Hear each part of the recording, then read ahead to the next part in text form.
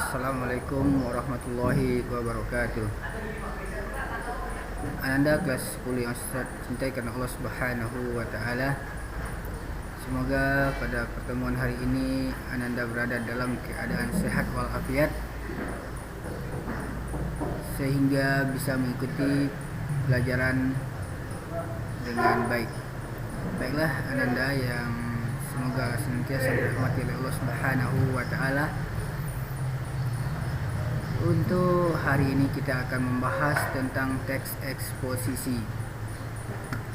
Ya, mungkin sebelumnya Ananda sudah pernah mendengar orang berpidato ya, atau orang yang menyampaikan pendapatnya di depan umum. Ya, saya rasa sudah kenal ya. Nah, dan tidak tertutup kemungkinan Ananda sendiri yang pernah berpidato di hadapan mungkin teman-teman atau orang lain ya. Jadi ketika Ananda menyampaikan pendapat di dalam berpidato itu, nah agar bisa diterima oleh orang lain, maka Ananda perlu menyampaikan pendapat itu dengan memberikan argumen-argumen ya, atau alasan-alasan tertentu agar bisa diterima oleh si pendengar ya, atau orang yang membacanya. Nah, baik. Nah, dari apa yang Ustaz sampaikan tadi bisa kita ambil kesimpulan bahwasanya teks eksposisi itu adalah ragam teks yang bertujuan menyampaikan suatu opini terkait permasalahan yang menjadi perdebatan yang disusun dari sudut pandang yang berbeda, ya, setuju atau tidak setuju. Nah, disertai dengan alasan dan data pengetahuan untuk mendukung alasan tersebut. Nah, jadi alasan di sini sangat penting ya. Kalau alasan kita tidak kuat, tentulah argumen ya, yang kita sampaikan itu mudah ditolak oleh si pendengar ya. Baik. Selanjutnya kita langsung masuk ke struktur teks eksposisi. Nah, di sini ada 3 struktur ya, dan ini juga bisa nanti Ananda pelajari ya, sambil melihat contohnya di halaman 61 sampai halaman 63 pada buku paket ya. Baik, sebelumnya saya jelaskan struktur teks eksposisi di sini. Nah, yang pertama itu ada namanya tesis ya, atau pernyataan pendapat. Nah, tapi nanti ketika Ananda membaca di buku paket, tulisannya di situ permasalahan sama ya. Karena memang pada bagian ini yang disampaikan oleh penulis ataupun pembicara, nah itu merupakan permasalahan yang akan dia angkat. Nah, tapi di sini dia masih berupa pendapat secara umum ya, pendapat secara umum. Oke. Baik, yang kedua itu argumen.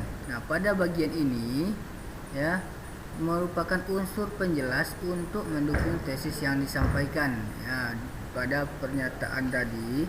Nah, itu akan dikuatkan oleh argumen-argumen ya, penjelas-penjelas pada bagian argumentasi.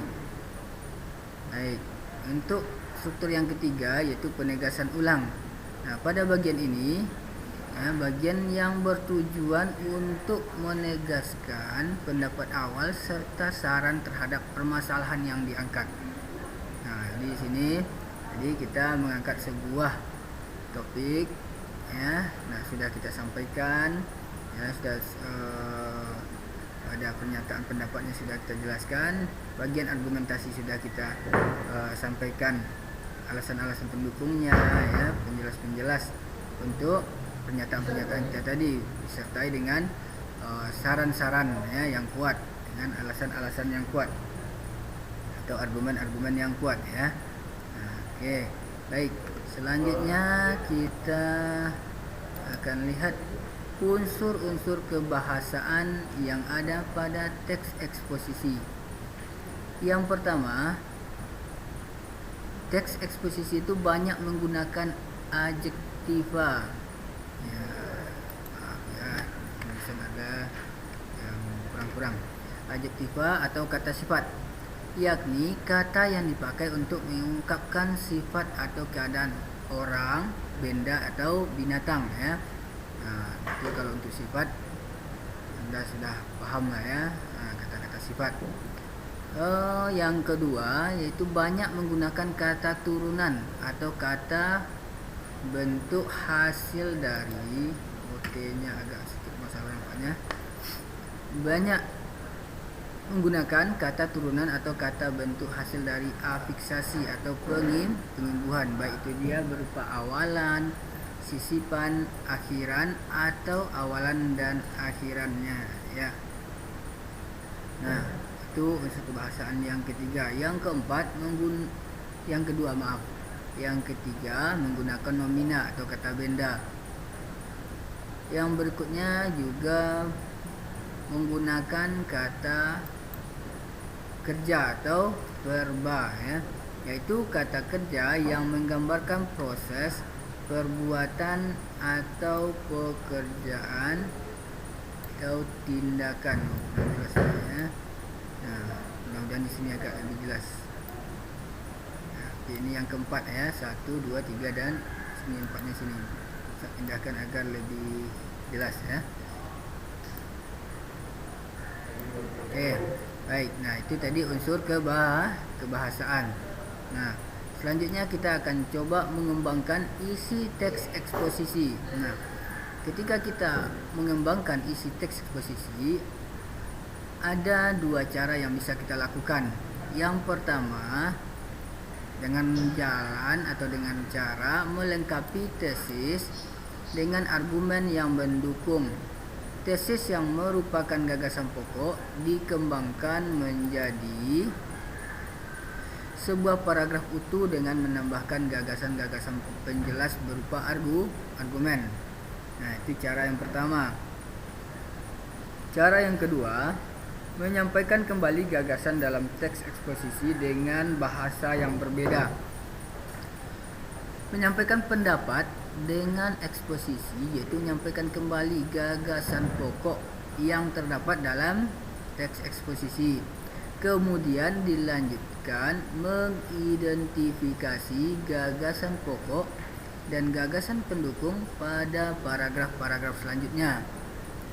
Salah satu contoh ya, contoh mengembangkan gagasan pokok sebuah teks eksposisi yaitu menyampaikannya dalam bentuk pidato ya, dalam bentuk pidato.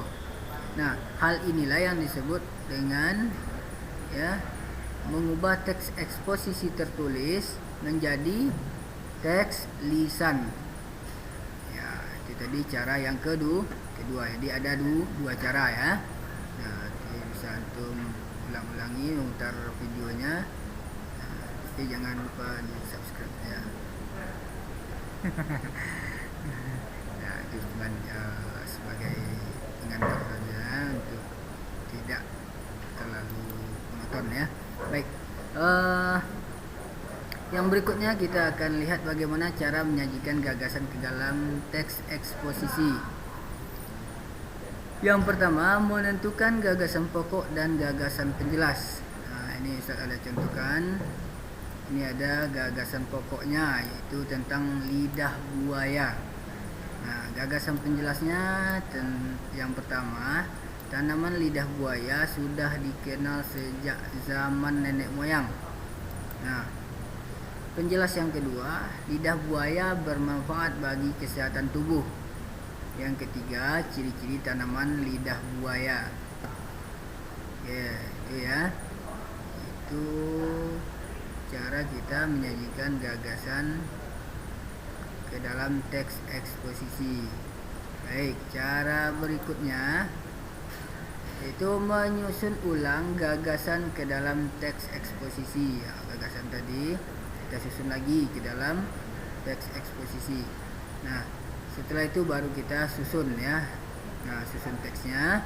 Nah, langkah-langkah menyusunnya ada 3. Yang pertama, kita pilih satu gagasan yang berkaitan dengan permasalahan yang akan dibahas ya. Kita tetapkan dulu satu gagasan ya.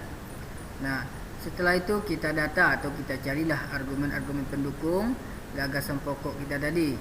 Nah, argumen-argumen pendukung itulah yang kita jadikan sebagai gagasan penjelas ya. Nah, sampai di sini mudah-mudahan paham. Ya, kita lanjutkan ke langkah yang berikutnya, yaitu mengembangkan teks eksposisi berdasarkan gagasan pokok dan argumen penjelasnya.